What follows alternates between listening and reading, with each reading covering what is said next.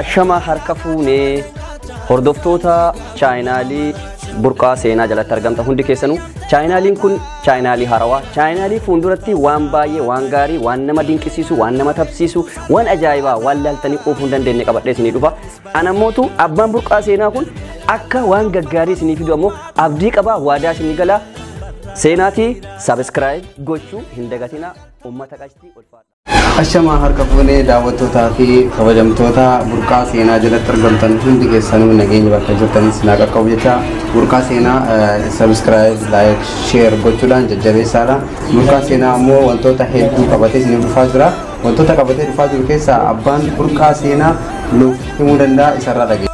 Allamuun dhufu jalalleetiyyaa beewaa dhaga'e osoma dhufu mucaan magaalli natti eegufu gubata isaa maalumaan cufuudha.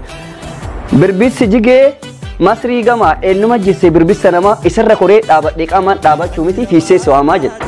Boqqollaan ga'ee rarra'ee warri nu qo'ee qubsurratti alba'ee tamiimaa bareedan talaa si malee na didee garaan sabboontuu karruu balbalaa kootu naaf himi mala garaan jaalalaan qabame tamiimaa jedhaa sardamee yaddoo isheetiin hubame awwaadhu jalaa miidhame jedha. Jalaalleetiyyaa allamuun dhufuu beewaa dhaga'ee. Osoma lufu mucaa magaalli natti eegufu gubata isaa maalumaan cufu. Warroonni YouTube channel burqaa seenaa jalatti argamtan hundi keessanuu akkasuma YouTube hiriyaa kiyyaa taanaan shawuu jedha seenaati. Taanaan shawuu obboleessa jechuudha. Obboleessa burqaa seenaati waan ta'eef seenaati subscribe gochuu fi hin dagatinaa. Taanaan shawuu waan baay'ee keessaa qaba waan baay'ee qabatee dhufaa jira waan baay'ee isinii fida.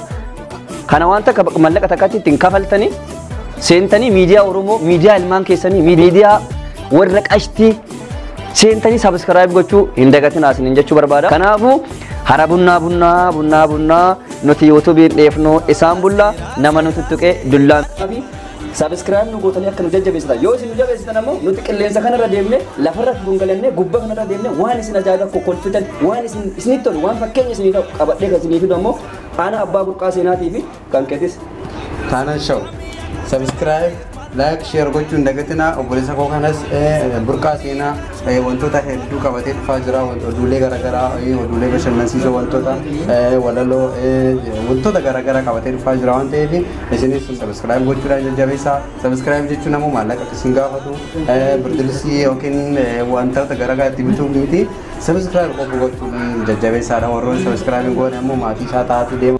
Taanaan shawuu abbaa taanaan shawuu obboleeyyan jechuudhaan nuti miidiyaan keenya lamaan obboleeyyanii seentanii taanaan shawuu fi burqaa seenaa subscribe nu gootanii share nu gootanii akka nu jajjabeessitan kabajaadhaan isin gaafadha yaa ummata qaalii ummata Oromoo ummata jaalatamaa isin jaalannaa burqaa seenaa subscribe like share gochuu hin dagatinaa isin jaalannaa.